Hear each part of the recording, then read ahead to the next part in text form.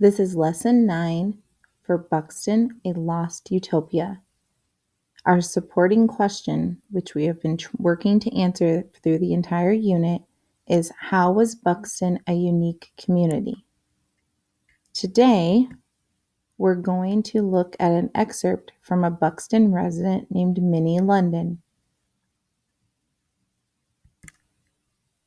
You can follow along on the screen or get your excerpt from your student materials and follow along that way as I read. Before we start, here's a little bit about Minnie. This is an excerpt from the article As I Remember by Minnie London. London first moved to Machaconock as a bride and then to Buxton a few years later. She writes about her life as a coal miner's wife, which included scheduling time to place orders with the company store, how people from many states moved to Buxton when it started, prominent citizens and businesses within the community and community organizations, including vibrant churches and a highly respected baseball team. London reflected on many recreational opportunities residents of Buxton enjoyed and about how the community dispersed after Buxton quickly died out.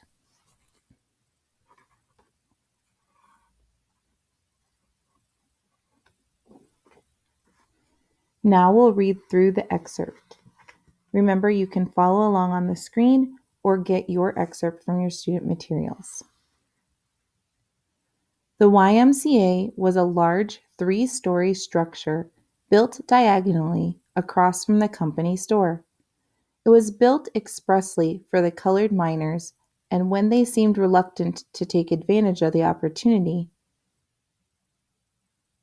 the superintendent indicated that he would turn it over to the white people.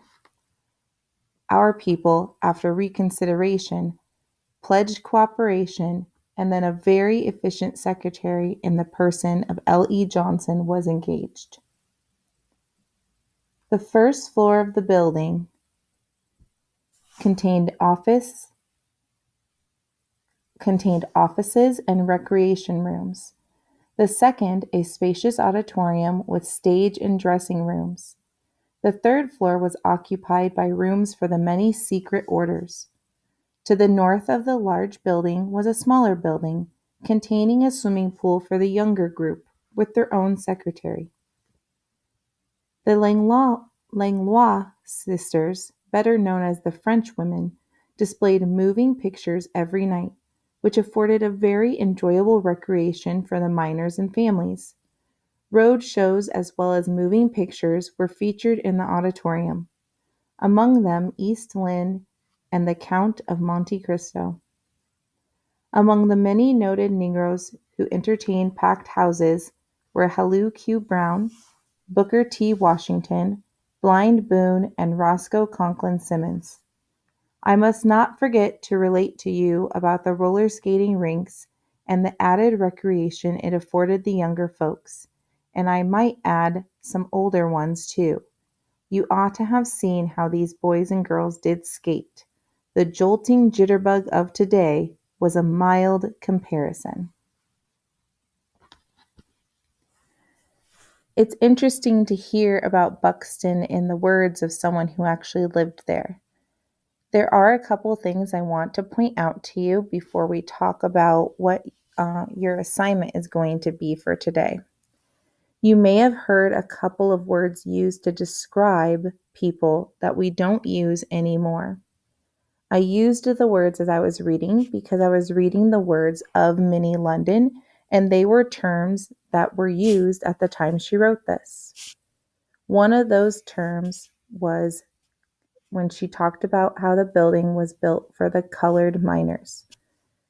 We don't use that term anymore because it is not deemed appropriate.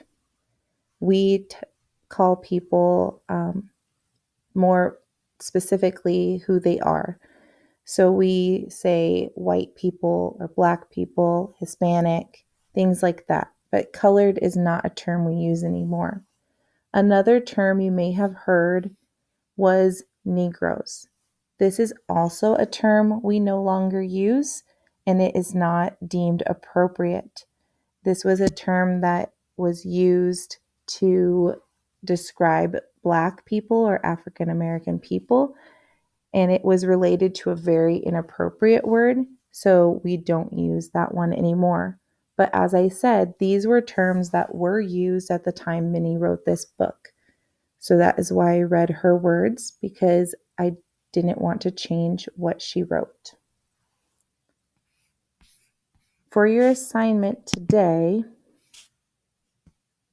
thinking about all the different activities that you heard from Minnie's excerpt, in your Google Doc on the next slide, your only question is, what opportunities did people in Buxton have to do for fun?